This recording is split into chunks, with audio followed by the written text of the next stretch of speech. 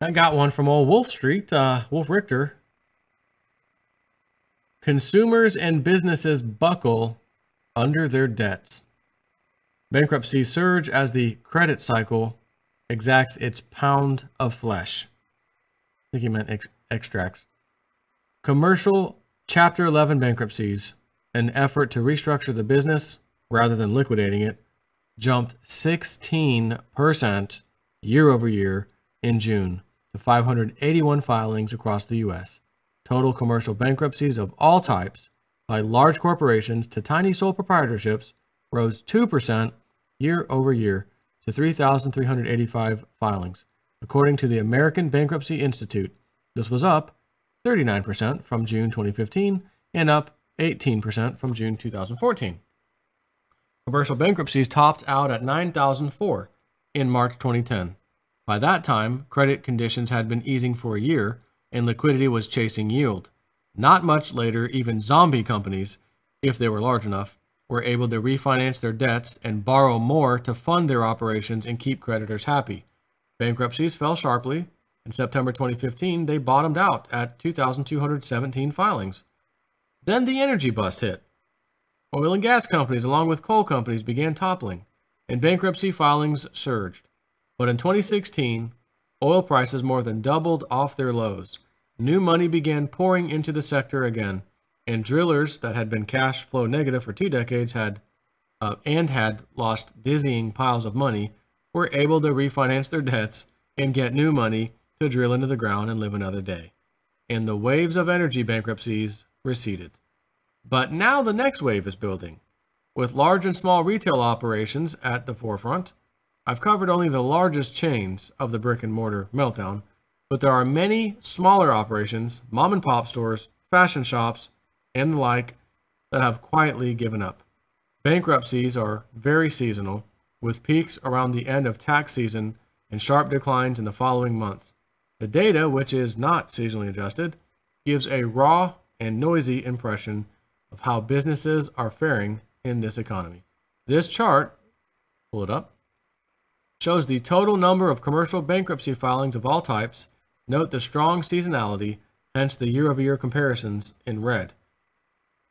Consumer bankruptcy filings followed a similar pattern, but the turning point occurred last year, a year later, in December 2016 and January 2017, and was less obvious. Bankruptcy filings rose year over year in both months, the first back-to-back increase since 2010. I called it an early red flag at the time. But consumer bankruptcy filings are volatile on a monthly basis, and turning points can take a while to be confirmed.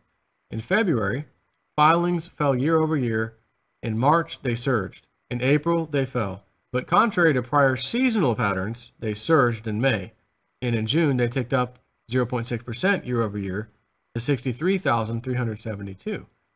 To filter out some of the monthly noise, I've created this chart using a 3-month moving average of the year-over-year changes in the number of filings, in case you want to see that. Consumer bankruptcies year-over-year change, 3-month moving average. 2013, 2014, 2015, 2016, 2017. You can see a little issue with 2017, can't you? This chart shows the trend since 2013. Sharp year-over-year decreases in bankruptcies as consumers recovered from the financial crisis. The decreases gradually tapered off, as would be expected. Bankruptcies are not going to fall to zero. But now a new phase has commenced. Year-over-year increases in bankruptcies.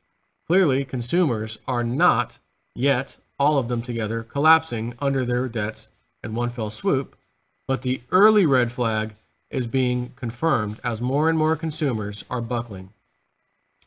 Data on consumer delinquencies and defaults, particularly in subprime auto loans, has been cropping up for a year. Now it is filtering into bankruptcies. The economic challenges weighing on the balance sheets of struggling consumers and companies, especially retail businesses, have them seeking the financial shelter of bankruptcy, observed ABI Executive Director Samuel Giordano.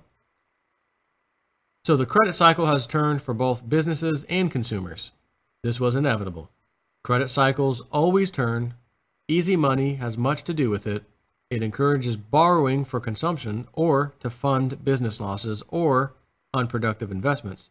Years of too much borrowing led to difficulties in servicing these debts and eventually to big losses for creditors. Consumers seeking bankruptcy protection are those with piles of debt they can no longer handle, given their stagnating or declining real incomes, or perhaps the loss of income. This data shows that more consumers are facing these conditions, and the first wave is now throwing in the towel. Mortgages are not the cause. Home prices have been surging for years. You sure about that?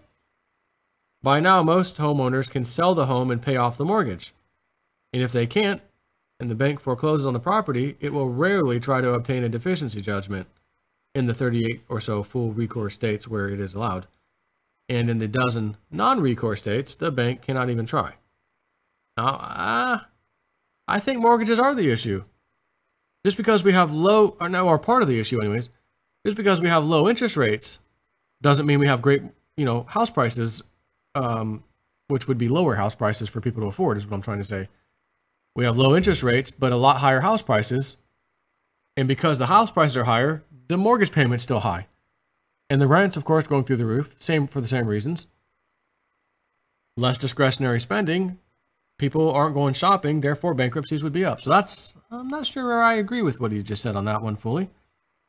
The $1.4 trillion in student loans, though they now have sizzling default rates, are not the cause of the bankruptcy filings either, because they cannot be discharged in bankruptcy, but they contribute to driving people into bankruptcy.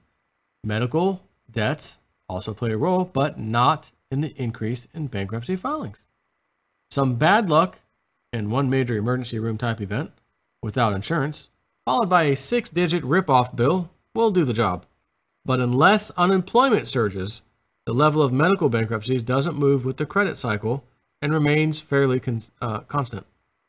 The primary causes for the increase in filings are the $1.12 trillion in auto loans, the $1 trillion in credit card debts, and other consumer loans. Those loans fired up consumer spending in prior years, but now the bill is coming due. Private equity firms bought out numerous brick-and-mortar retailers in past years. Now their finely tuned protocol of asset stripping bears fruit. Read brick-and-mortar meltdown in June. Who got crushed? So this again is just more data that things are just not getting better. But the job print, 220,000, the job print just came out, J-Snip. Better than it, unexpectedly better than they thought. Oh yeah? Oh yeah? Wait till next month. Ooh, double revision. Last month's 220,000 job print, which was better than expected, is down to 120 due to, revision. Speaking of which, 220. Is it there? 220. Let me find this. Job. Where the jobs in June were more, where the June jobs were more minimum wage and surge in government hiring. Here we go. June, this is Zero Hedge right here. June payrolls rise 222,000. Beat expectations, but hourly earnings actually disappoint. While today's payrolls report will hardly have much of an impact on Fed policy, as explained previously, moments ago the BLS reported, Bureau of Labor Statistics, that in June the U.S. added 222,000 jobs, making a mockery of the ADP print again, beating expectations of 179,000. With the May payrolls number revised, revised from 138K to 152K? In April, revised from 174K to 207K. Holy crap, it went the double revision upwards? You don't think that's a book cooking episode, do you? For a combined revision of the past 2 months of 47,000 more than previously reported, validating the Fed's hawkish bias and suggesting that more rate hikes remain on the horizon, even though weaker than expected wage growth could prove to be a potential hurdle to further tightening. Do you think for 1 second, seriously, do you think for 1 second we had a double revision upwards?